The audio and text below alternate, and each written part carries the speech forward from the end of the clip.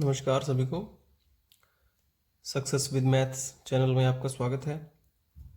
हम रीट लेवल 2 के सिलेबस में पहले जो है वो एक दो टॉपिक कर चुके हैं और ये आज का टॉपिक है हमारा।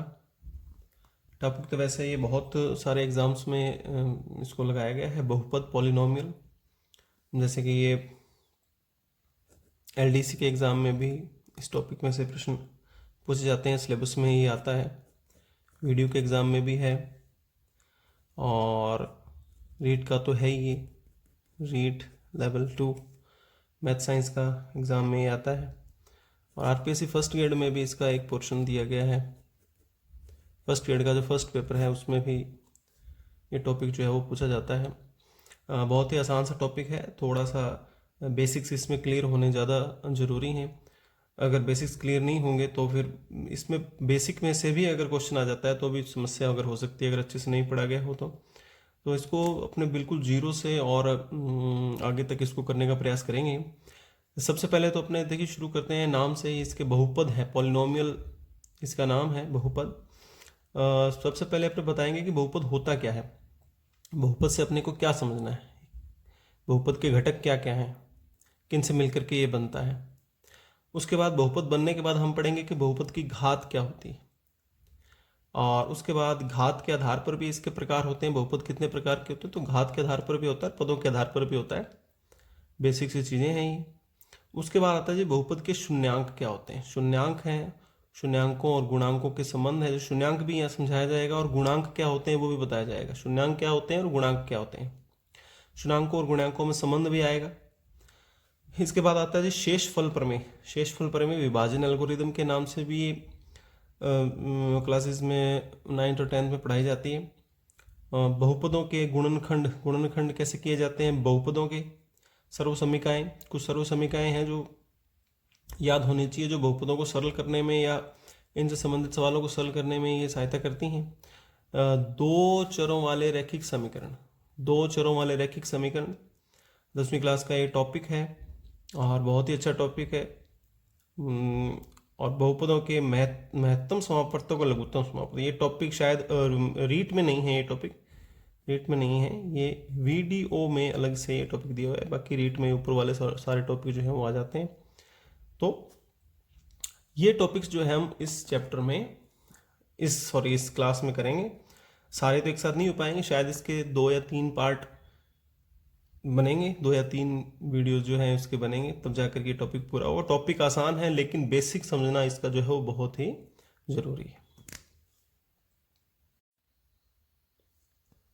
हाँ जी, चलिए तो इसको टॉपिक को अपने शुरू करते हैं। सबसे पहले बहुपद को पढ़ने के लिए सबसे पहले जो चीज़ हमें जान लेनी जरूरी है वो है जी चर और अचर। चर और अचर जान लेना हमें बहुत आवश्यक है। चर, चर जिसको बोलते हैं वेरिएबल, और अचर, इनको जान लेना आवश्यक है। ये कांस्टेंट।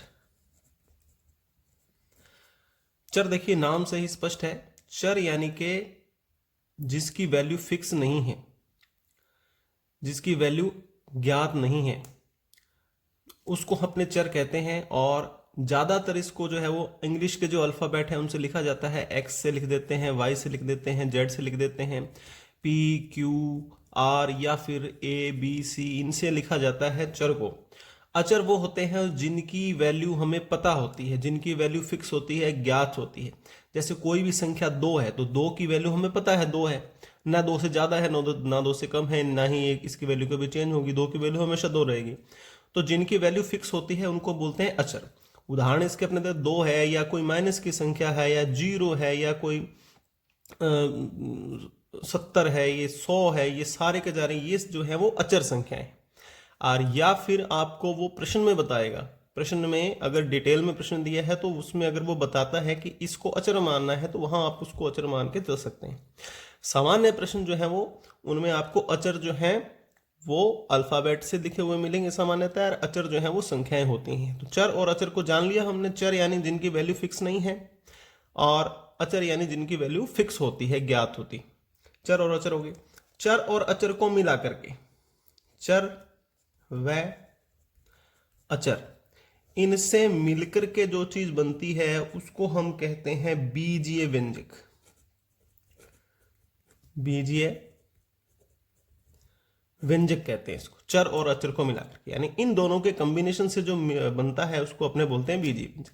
अब कैसे बनेगा इन दोनों कॉम्बिनेशन? जैसे मान लो 2 और x को मिलाकर के बना लो आप 2x, ठीक है जी, या 2 और z को मिला के बना लो आप 2z, या 5 और p को मिला के बना लो और घात भी लगा दो 5p की घात 2। अब ये सारे क्या बन रहे हैं? ये व्यंजक बन रहे हैं, ये व्यंजक है बीजीय व्यंजक। और बीजीय व्यंजकों का समूह मिलकर के वो बनाता है, उसको हम कहते हैं बहुपद। ठीक है जी, इन बीजीय व्यंजकों का समूह, ये जो अपने देख रहे हैं बीजीय व्यंजकों का समूह, बीजीय व्यंजकों का समूह, इसको हम जो है इसको फाइनली हम कहते हैं बहुपद। बहुपद जैसे इनका समूह, इन्हीं को मिला लो तीनों को, 2x माइनस 2z माइनस के 5p की स्क्वायर, ये क्या बन गया? ये बहुपद बन गया। तो बहुपद की आप फॉर्मेशन देख लीजिए। सबसे पहले जानना जरूरी है चर जो फिक्स नहीं है, अचर जो फिक्स है, इन दोनों को मिला के बने बीजीय व्यंजक, और बीजीय व्यंजकों को मिला करके जो समूह बनता है उसको अपने बोलते हैं बहुपद। ठीक है जी, बहुपद आ गया। और एक दो उदाहरण लिख देते हैं। एक्स स्क्वायर प्लस 5 क्या है? बहुपद है। और Y square plus 7y minus 8, ये भी क्या है? बहुपद है। तो ये सारे के सारे उदाहरण किसके हो गए? बहुपद के हो गए। ठीक है जी, इसके बाद अपने बेहद इंपॉर्टेंट टॉपिक पर अपने चर्चा करेंगे, बहुपद की पहचान क्या है। बहुपद की पहचान, या आप कह लीजिए बहुपद होने की शर्त क्या है। यह इंपॉर्टेंट टॉपिक है भाई, बेसिक है लेकिन बेहद इंपॉर्टेंट टॉपिक है।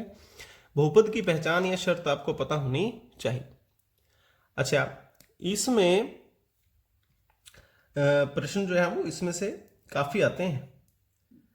पहचान, इसकी शर्त क्या है आपको ध्यान से देखें। चर की घात हमेशा पूर्ण संख्या होनी चाहिए। बहुपद में जो चर है, चर की घात सदैव हमेशा क्या होनी चाहिए? पूर्ण संख्या होनी चाहिए। लीजिए भाई, ये एकमात्र इसकी शर्त है। घात जो है बहुपद की वो कैसी होनी चाहिए? वो पूर्ण संख्या होनी चाहिए। अब पूर्ण संख्याएं पता है आपको, पूर्ण संख्याएं क्या होती हैं? पूर्ण संख्याएं 0, 1, 2, 3, 4 डॉट डॉट डॉट, ये सारी ये पूर्ण संख्याएं होती हैं। तो आपको जब भी बहुपद की पहचान करनी हो तो आप क्या करेंगे? बहुपद में चर को देखेंगे और चर की घात को देखेंगे। अगर घात 0, 1, 2, 3, 4 पूर्ण संख्या है तो वो बहुपद है, अन्यथा वो नहीं है। अन्यथा क्या हो सकता है भाई? इसके अलावा और क्या हो सकती है जो इसकी शर्त में नहीं आता? देखिए, नंबर 1, अगर माइनस में कोई घात है, अगर ऋणात्मक घात है, ऋणात्मक घात है तो वो बहुपद नहीं है। इसके अलावा यदि फ्रैक्शन है, फ्रैक्शन यानी कि भिन्न में अगर घात है, बट्टे में अगर घात है, बटे वाली घात है, तो भी वो बहुपद नहीं। ठीक है जी, तो ये इस बहुपद की शर्त है। इससे जो है वो बहुत अच्छे अच्छे प्रश्न जो है वो बनते हैं। बहुपद की पहचान के प्रश्न अच्छे से यहां से बनते हैं। चलिए इनकी थोड़ी सी प्रैक्टिस कर लेते हैं। अगर आपको ये समझ में आया तो प्रैक्टिस होगी और आगे क्वेश्चंस की तो ये चीज जो है वो और भी क्लियर हो जाएगी। देखें, इसको अपने फ्रेम में रख लेते हैं, इसको। ठीक है जी, पहला प्रश्न है, आपको बताना है कौन सा बहुपद है या नहीं। 8x की पावर 3, 3x की पावर 2 माइनस 3x प्लस 7, आपको बताना ये बहुपद है या नहीं। प्रश्न लिख देते हैं अपने, बहुपद है या नहीं, ये बताना है। नंबर 1 क्या बताया हुआ आपको, देखिए चर की घात सदैव पूर्ण संख्या होनी चाहिए। आप इसमें चर ढूंढिए, चर कौन है, एक्स है, एक्स है, एक्स है। घात देख लीजिए, यहां चर की घात 3, वेरी गुड, पूर्ण संख्या है, कोई दिक्कत नहीं है। एक्स की घात 2 पूर्ण संख्या है, कोई दिक्कत नहीं है। एक्स की घात यहां कुछ नहीं लिखा हुआ तो हम क्या मानेंगे, 1, तो ये भी पूर्ण संख्या है, कोई दिक्कत नहीं है। यहां चर है ही नहीं, है ना, है तो भी क्या मानते हैं, अगर है तो भी क्या मानते हैं, एक्स की घात 0 मान सकते हैं, है ना। वैसे तो 7 है तो चर नहीं है, तो जहां जहां चर है वही देखना है, कोई दिक्कत नहीं है। मान भी लेंगे तो यहाँ भी चर की घात कितनी है, 0 है। तो यहाँ सभी चरों की घात जो है वो पूर्ण संख्या है, इसलिए ये बहुपद है। ठीक है जी। नेक्स्ट देखिए, 2x³ माइनस रूट एक्स। अच्छा प्रश्न है, बताइए ये बहुपद है कि नहीं। क्या शर्त है, चर को ढूंढेंगे, चर की घात को देखेंगे, सदैव कैसा होना चाहिए, पूर्ण संख्या होनी चाहिए। चर ये रहा, घात कितनी है, 3 है, पूर्ण संख्या है, बहुत अच्छी बात है, इसने तो पास कर दिया है। आगे चले जाइए, इस पे आइए, चर क्या है, एक्स है, घात कितनी है, घात कितनी है इसकी, अंडर रूट लगा हुआ है। अंडर रूट लगा हुआ है, इसका मतलब क्या है कि x की घात कितनी है, इसका मतलब मैं बता रहा हूं आपको, इसका मतलब है x की घात कितनी है, 1/2। खाली इसका मतलब बता रहा हूं कि अंडर रूट का मतलब है घात 1/2, और घात कैसी आ गई, भिन्न में आ गई, फ्रैक्शन आ गया। भिन्न में अगर घात है तो वो बहुपद नहीं है, तो इसके कारण ये बहुपद नहीं है। ठीक है। Next 2/5 x⁻2 minus 3/4 x⁻3 plus का 8 बहुपद है या नहीं। भिन्न आ गया, देखिए बताया था आपको भिन्न नहीं आना चाहिए, यही बात दिमाग में आ रही होगी। अरे नहीं भैया, देखो चर की घात देखनी है, गुणांक नहीं देखने हैं। ये गुणांक है, ये इस चर के आगे गुणा हो रहा है, इसको नहीं देखना है, इससे कोई मतलब नहीं है। हमें तो खाली चर की घात देखनी है, हमें इससे मतलब है। ये 2 है, पूर्ण संख्या है, तो ये इसने पास कर दिया इसको कि हाँ मुझे कोई दिक्कत नहीं है। यहां भी देखिए इसके आगे 3/4, ये गुणांक है, इस पे गौर नहीं करनी, हमें चर की घात पे गौर करनी है। चर की घात कितनी है, 3 है, पूर्ण संख्या है। ये तो वैसे ही अचर है, इसमें चर है ही नहीं, तो इन दोनों में अपने देख लिया, इन दोनों में क्या है, घात पूर्ण संख्या है, इसलिए ये बहुपद है। ठीक है जी।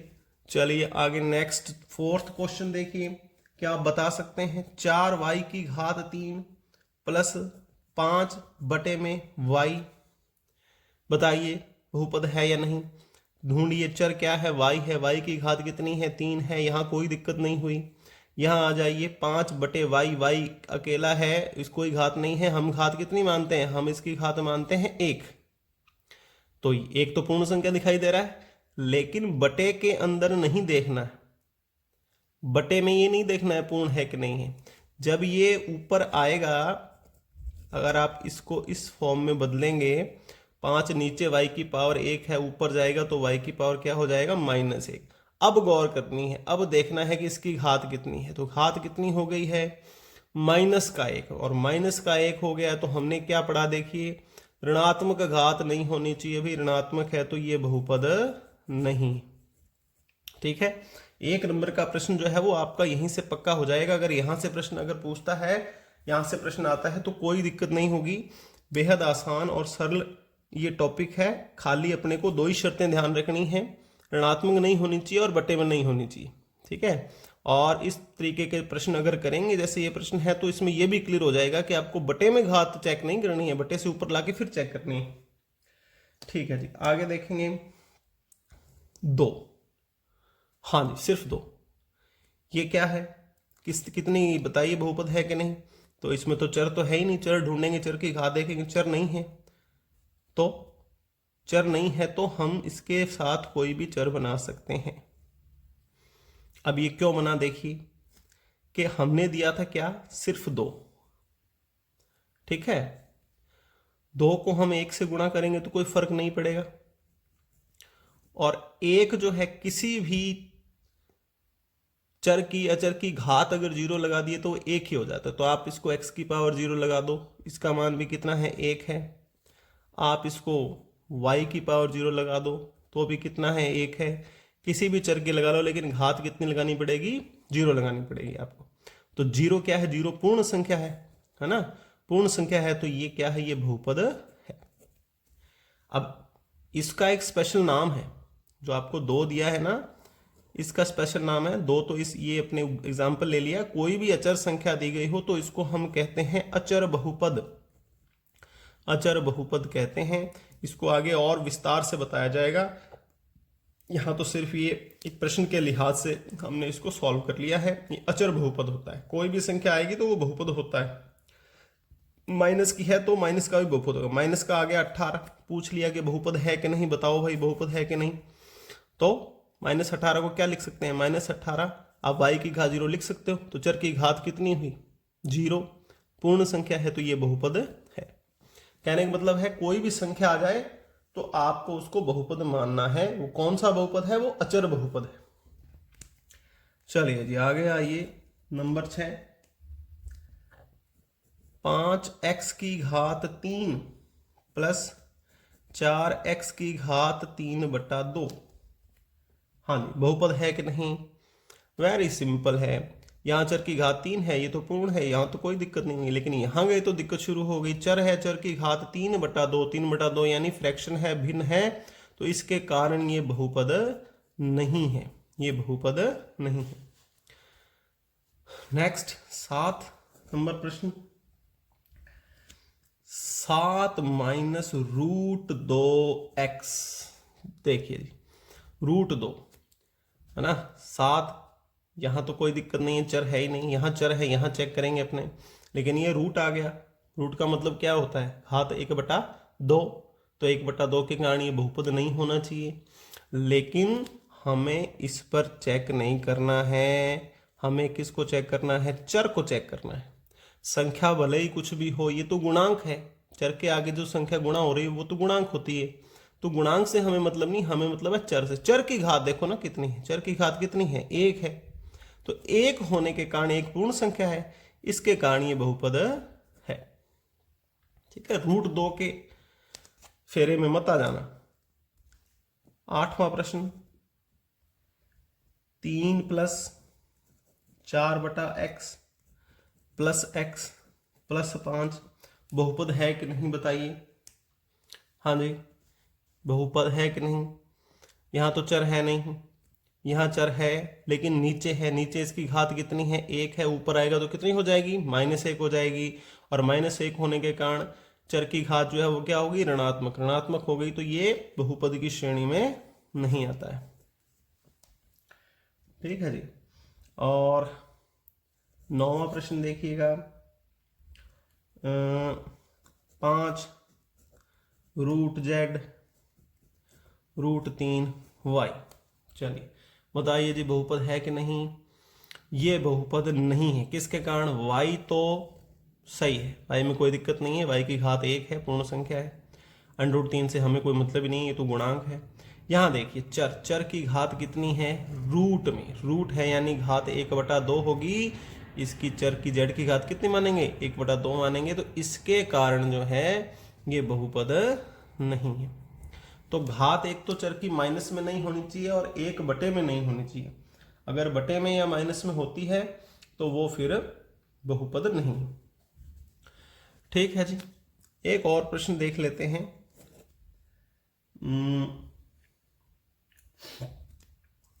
a की घात 10, b की घात 50, x की घात 100। तीनों चर हैं, ये भी चर है। घात 1, घात कितनी है, 10 है, पूर्ण संख्या है। b की घात 50 पूर्ण संख्या है, x भी चर है, घात 100 है, पूर्ण संख्या है। तो तीनों चरों की घातें पूर्ण संख्या है, सारी शर्तें इसने पूरी कर दी हैं, इसलिए ये बहुपद है। ठीक है जी, तो ये अपने क्लियर कर लिया है, बहुपद होने की शर्त का प्रश्न जो है वो क्लियर कर लिया है। बहुपद होने की शर्त क्या होती है कि चर की घात सदैव जो है वो पूर्ण संख्या होनी चाहिए, 0 1 2 3 4 5 6। आगे क्या नहीं होनी चाहिए, ऋणात्मक नहीं होनी चाहिए और भिन्न नहीं, बटे में नहीं होनी चाहिए। अगर ऋणात्मक और भिन्न होती है तो बहुपद नहीं है, अन्यथा बहुपद है। ठीक है जी, ये अपना यहां तक का टॉपिक हो गया है पूरा। हाँ जी, इसके बाद अपने अगला जो टॉपिक है इसमें करेंगे बहुपद की घात कहते किसको हैं। बहुपद की घात किसको कहते हैं? बहुपद की घात क्या होती है जी? पहले प्रश्न दे देते हैं इसका, पहले प्रश्न दे देते हैं, प्रश्न के बाद समझेंगे। 2x की power 4 plus 3x y plus 8, इस बहुपद की घात क्या है? इस बहुपद की हमें घात बतानी है जी। क्या बताना है? बहुपद की घात बतानी है। अब इसमें आपको क्या ध्यान रखना है कि बहुपद में जितने भी चर हैं सबकी आपको घात देखनी है, और जो अधिकतम घात होगी वही बहुपद की घात कहलाएगी। ठीक है जी। क्या चरों में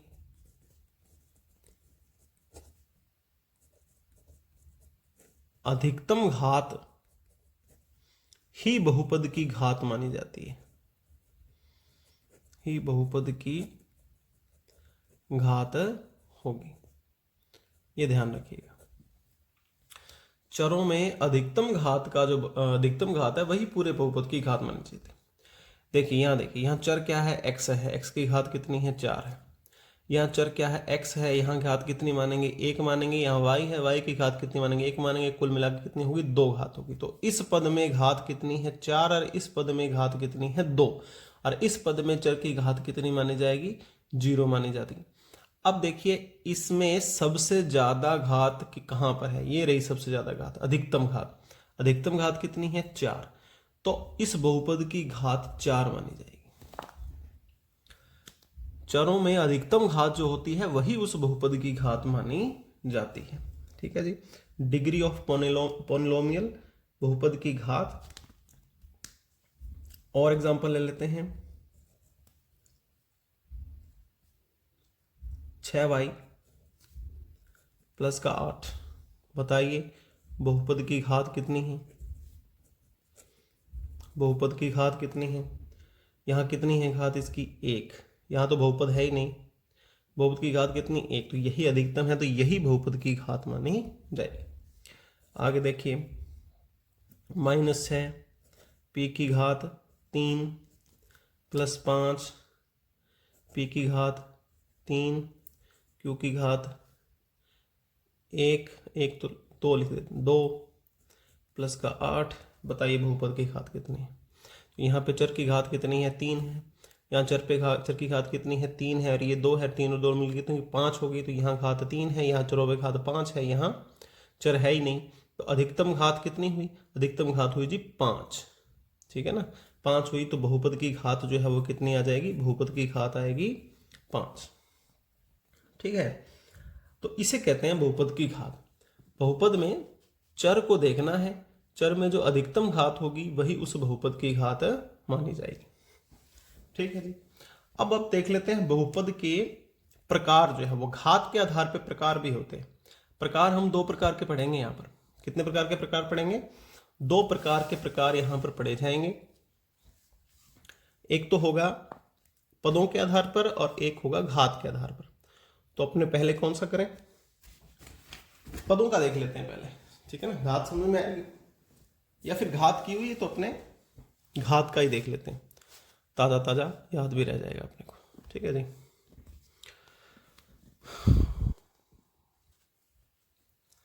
बहुपद के प्रकार।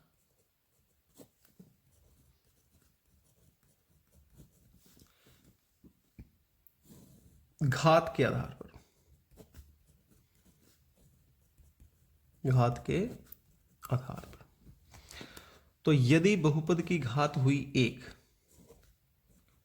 घात यदि 1 है तो उसे हम कहते हैं रैखिक बहुपद। रैखिक बहुपद कहते हैं। जैसे 3x प्लस 4y माइनस 5। घात कितनी? एक। घात कितनी? एक।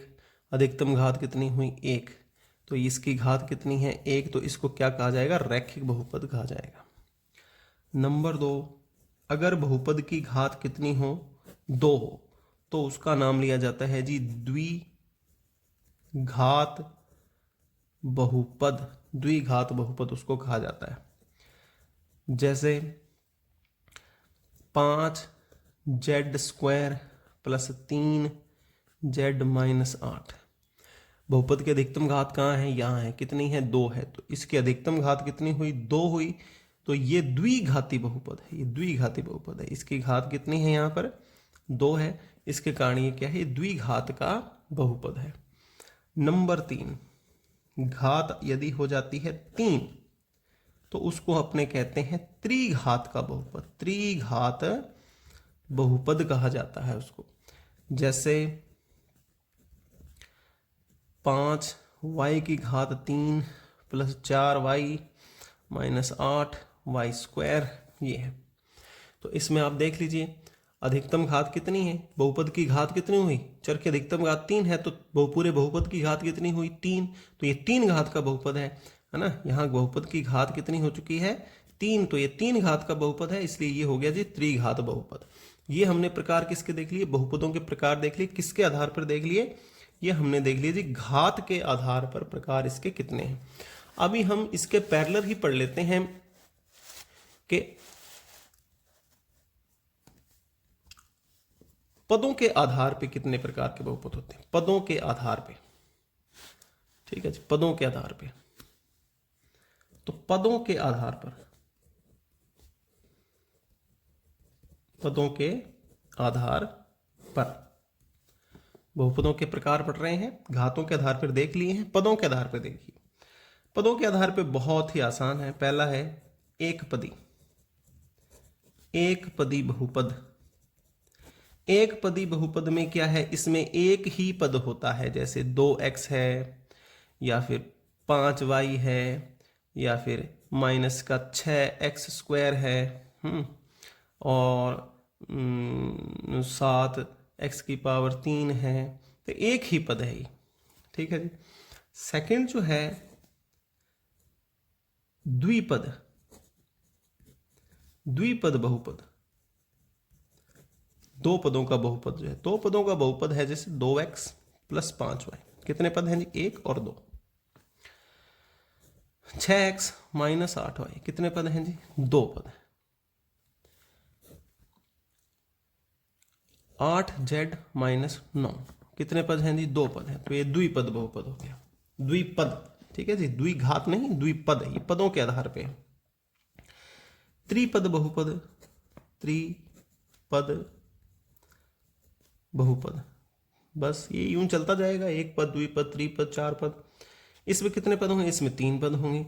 2x², 5x minus 8। कितने पद हैं? 1, 2, 3। तो ये क्या हुआ? 3 पदों का बहुपद हो गया, ठीक है जी। 7z² प्लस 3x प्लस के 8। कितने पद हैं? 3 पद है। तो ये त्रिपद का बहुपद हो गया। तो हमने देख लिया है बहुपद का प्रकार, देख लिए हैं। दो प्रकार, दो आधार पे देख लिए हैं। घातों के आधार पे देख लीजिए। घातों के आधार पर 3 प्रकार के हैं। एक घात वाले को रैखिक बहुपद कहते हैं, द्विघात वाले को, दो घात वाले को द्विघात बहुपद कहते हैं, त्रिघात वाले को त्रिघात बहुपद कहते हैं। ये घातों के आधार पे घात चेक करनी होती है।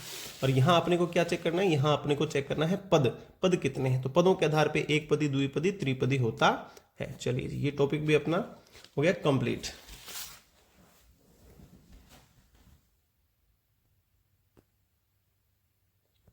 हाँ जी, नेक्स्ट टॉपिक पे अपने आ चुके हैं बहुपद के शून्यांक, जीरोज ऑफ पॉलिनोमियल। बहुपद के शून्यांक क्या होते हैं? एक ही लाइन में आपको इसका मतलब समझ में आ जाएगा। चर के वे मान, चर के वे मान जिन पर बहुपद शून्य हो जाता है, बस। चर के, किसके? चर के वो मान जो बहुपद को क्या कर दें? शून्य कर दें। चर का मान बहुपद में रखा और बहुपद हो गया शून्य, तो उस चर के मान को बहुपद का क्या कहेंगे? शून्यांक कहेंगे। ठीक है जी। जैसे एक उदाहरण से समझ लेते हैं अपने। 2x माइनस का 10 है और हमें x के बराबर 5 रख के चेक करना है कि क्या ये इसका शून्यांक है या नहीं। इसको चेक करना है ये शून्यांक है या नहीं। तो हम क्या करेंगे? चर के स्थान पे 5 रखेंगे। चर के स्थान पे रखेंगे 5। ठीक है ना। अब x के स्थान पे 5 रख दिया। 5 दूनी 10 और माइनस का 10 और मिलके कितने हो गए? ये 0। तो इस चर ने इस बहुपद को क्या बना दिया? शून्य बना दिया। बहुपद को ऐसे भी लिखा जाता है भाई, f(x) बराबर फंक्शन ऑफ x, x का बहुपद। तो जैसे ही बहुपद में अपने रखा 5 को, सॉरी चर पे रखा 5 को, चर की जगह पे इस चर ने बहुपद को क्या कर दिया? शून्य कर दिया। तो जो शून्य कर दे वो शून्यांक होता है। जो शून्य कर दे वो शून्यांक होता है। अच्छा जी, किसी बहुपद के कितने शून्यांक होते हैं? Very important topic. बहुपद के कितने शून्यांक होते हैं? कितने शून्यांक होते हैं, या फिर शून्यांकों की संख्या कितनी होती है? ठीक है, एक ही लाइन में इसका भी उत्तर एक ही लाइन में मिलेगा। बहुपद की जितनी घात होती है, बहुपद की घात जितनी होती है, तो शून्यांक भी उतने ही हो सकते हैं। ठीक है ना। बहुपद की जितनी घात होती है शून्यांक उतने ही हो सकते हैं। तो बहुपद की घात के बराबर, या आप कह लीजिए अधिकतम शून्यांक, अधिकतम शून्यांक जो है वो कितने होते हैं? वो बहुपद की घात के बराबर हो सकते हैं।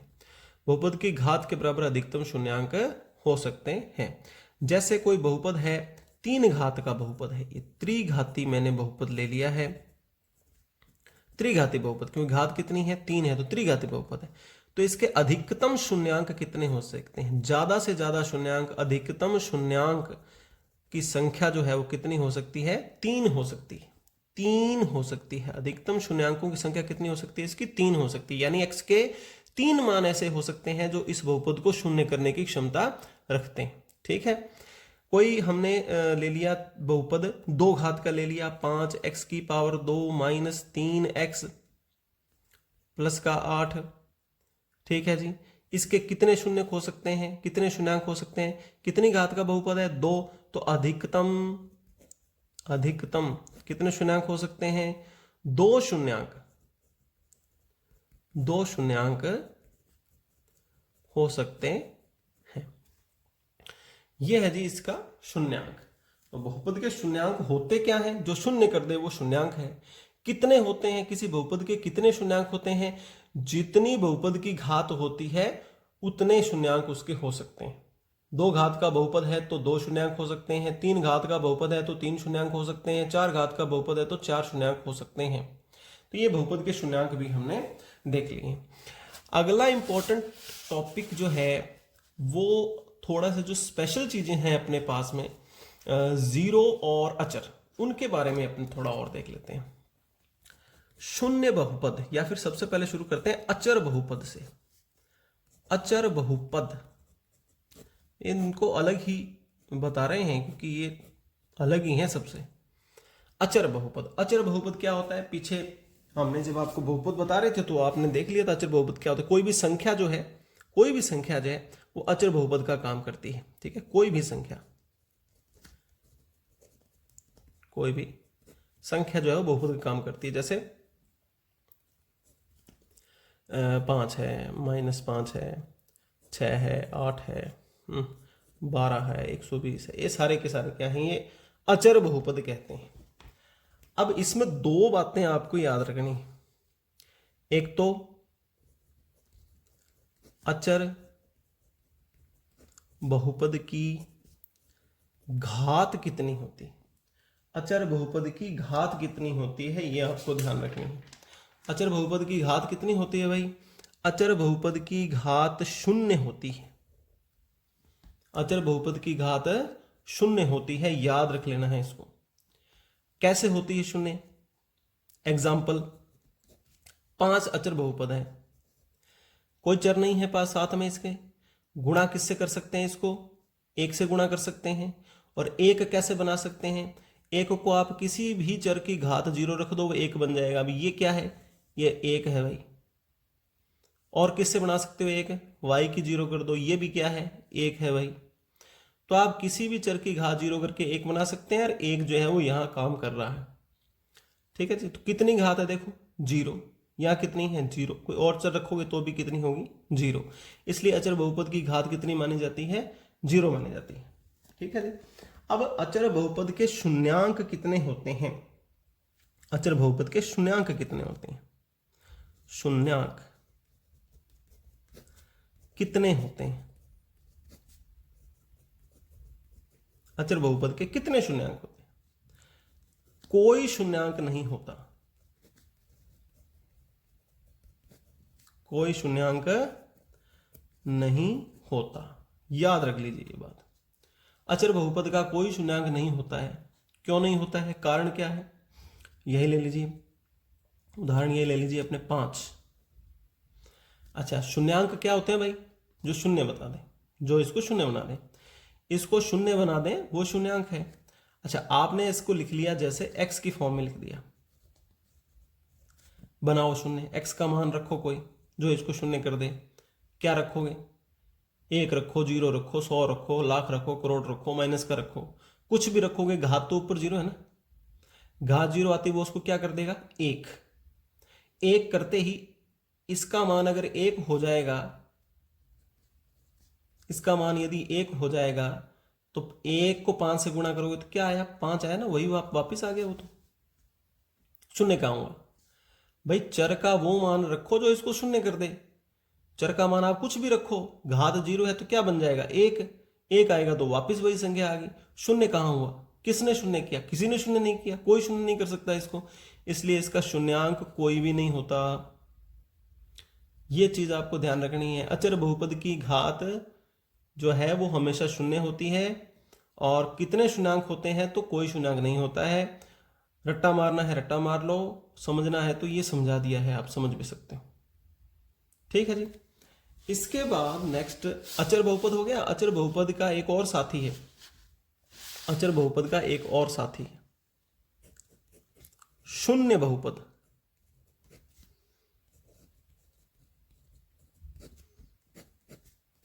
शून्य बहुपद, शून्य बहुपद किसको कहते हैं, शून्य को ही कहते हैं, शून्य को ही अचर शून्य बहुपद कहते हैं।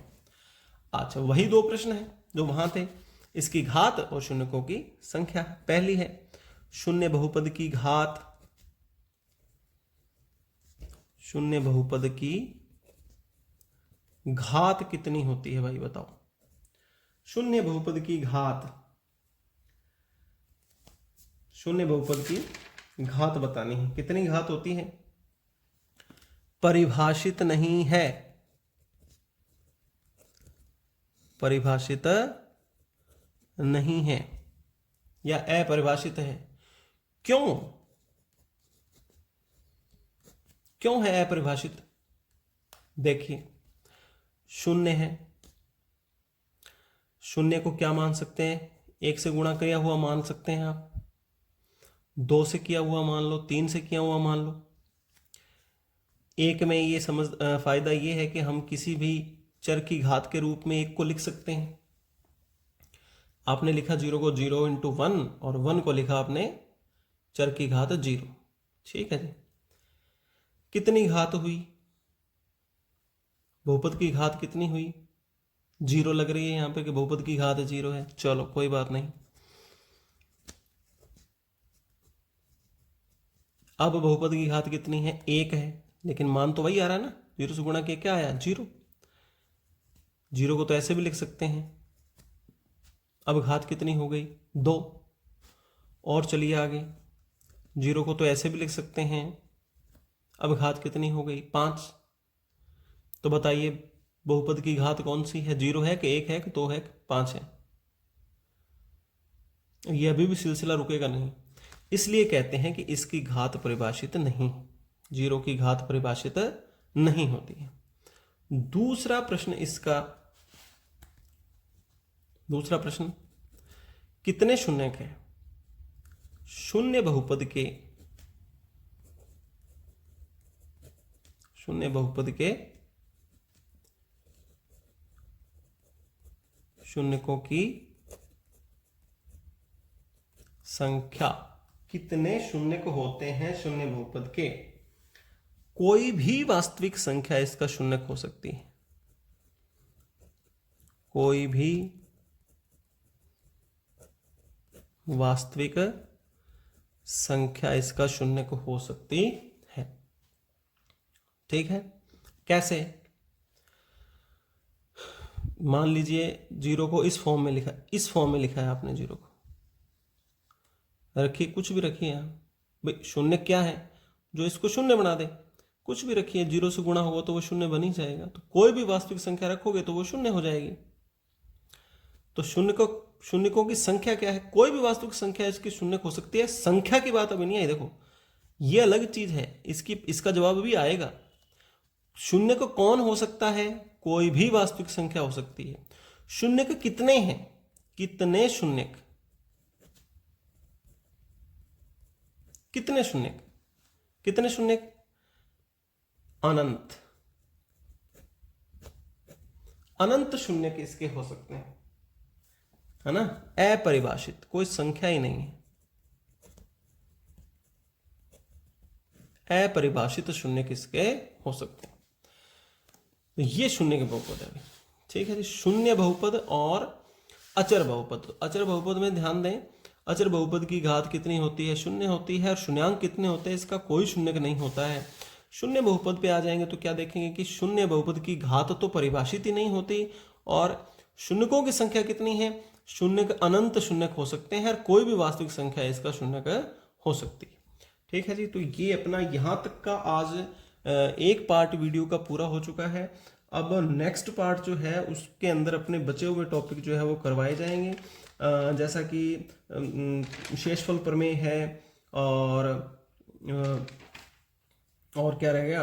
गुणनखंड है, गुणांकों और शून्यांकों में संबंध है, द्विघात समीकरण है, दो चरों वाले समीकरण हैं।